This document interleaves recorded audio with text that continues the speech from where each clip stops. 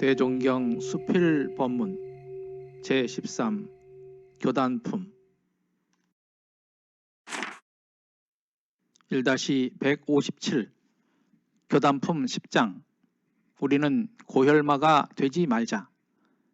한때의 부산 부민정 교당에서 종사님 법좌에 출석하시사 대중을 향하여 말씀하여 가라사대 익산 본관에서는 산업부 경영으로 닭을 키우니까 나는 항상 닭대가 나와서 돌아다니는 것을 많이 보게 된다.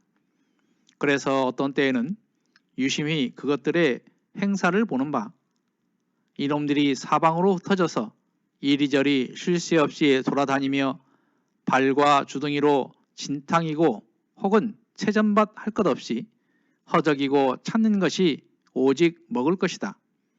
그래서 벌거지, 개미, 거시랑, 구더기 등 무엇이나 앞에 앵기는 것대로 눈에 보이는 대로 저보다 약한 놈의 생명 등을 겁나게 주워 먹고는 날마다 몸에 살을 찌우고 점점 커간다.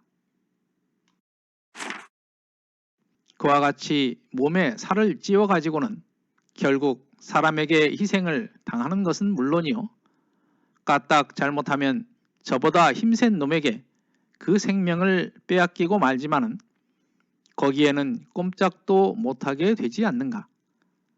또 그 개나 돼지로 말한다 하더라도 저희 수단대로는 얻어먹고 몸에 살을 찌워가지고는 결국 사람에게 희생을 당하고 마나니 그것을 보면 저 금수 사이에는 법도 없고 차례도 없이 오직 힘센 놈이 모든 패권을 잡고 대대층층으로 저보다 약한 놈의 고기를 잡아먹고 사는 것이 상사요. 또 그 모든 멍청한 금수들은 지혜 있고 알미 많은 사람들이 들어서 마음대로 이용하고 잡아먹는 것이 사실이다.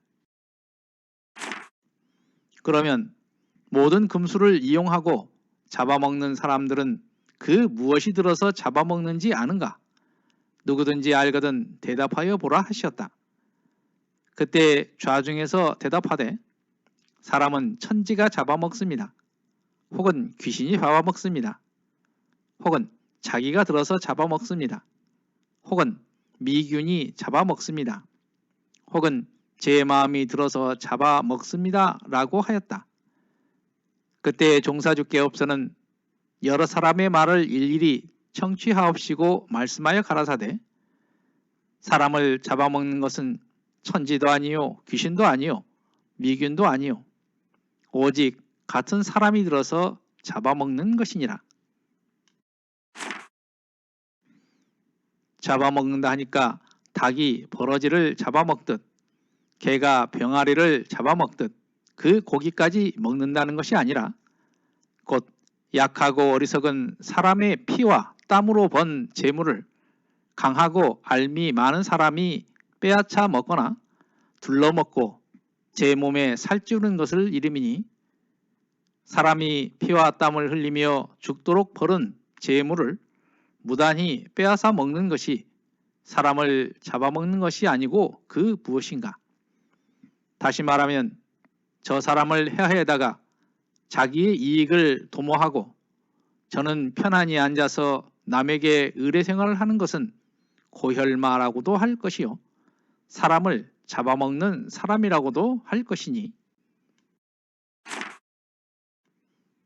또 부모의 처지에 있어서 자기의 자력으로 벌어먹을 만 하면서도 생육하였다는 자세로 자녀의 세정은 생각지 않고 자기네만 잘 먹이고 잘 입히라고 편안히 놀고 먹으려 하는 자는 곧 자녀의 고혈을 빨아먹는 사람이라고 할 것이요 또 자녀의 처지에서 성년이 되어 가지고도 벌어먹을 생각을 아니하고 저는 빈들빈들 편히 놀면서 언제까지든지 그 부모에게 먹이고 입히라고 하는 자는 그 늙은 부모의 고혈을 빨아먹고 사는 사람이라고 할 것이요 또한 도의 도지사가 그 도의 백성을 위하여 노력함이나 유익주문 없이 도지사의 연봉이나 받아서 자기 처자를 데리고 호의호식을 한다면 그는 도 백성의 고혈을 빨아먹는 사람이라고 할 것이요.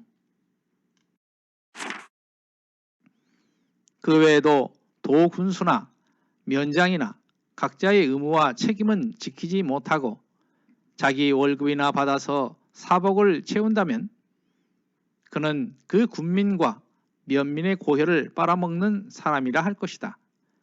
그뿐만 아니라 우리와 같이 교회의 문을 열고 앉아서 소위 남을 가르쳐준다는 사람들로서 만일 회원에게 가르침과 유익주문 없이 의식이나 회원에게서 얻어 입고 얻어 먹는다면 그는 회원의 고혈을 빨아먹는 셈이니 이 어찌에 양심을 가진 사람들이 참아 할 바이랴. 그러므로 나는 하루에 12시로 나의 마음과 행동을 조사하여 보나니 내가 오늘은 여러 사람들을 위하여 얼마나 한 유익이 될 일을 하였는가. 만일 유익될 일은 하지 못하고 저 사람들에게서 나오는 의식이나 입고 먹는다든지 알뜰한 시봉이나 받는다면 나는 곧 여러 사람들의 고혈을 빨아먹는 비열한 사람이 될 것이요. 다행히 유익될 일을 하였으면 나는 곧 여러 사람에게 자비행을 하였다고 스스로 안심하노라. 또 기천이나 영신이 같이 지방 교무로 나오는 사람들이 그 지방 회원에게 유익은 주지 못하고 의식이나 얻어 입고 먹는다면 곧 그 지방 회원의 고혈을 빨아먹는 셈이니 어찌 두렵지 아니하랴. 제군은 이런 말을 범연히 듣지 말고 더욱 주의하여 어찌하든지 남에게 유익을 주는 사람은 될지언정 사람을 잡아먹는 고혈만은 되지 말아야 하겠노라 하시더라. 회보 14호에 있는 말씀입니다.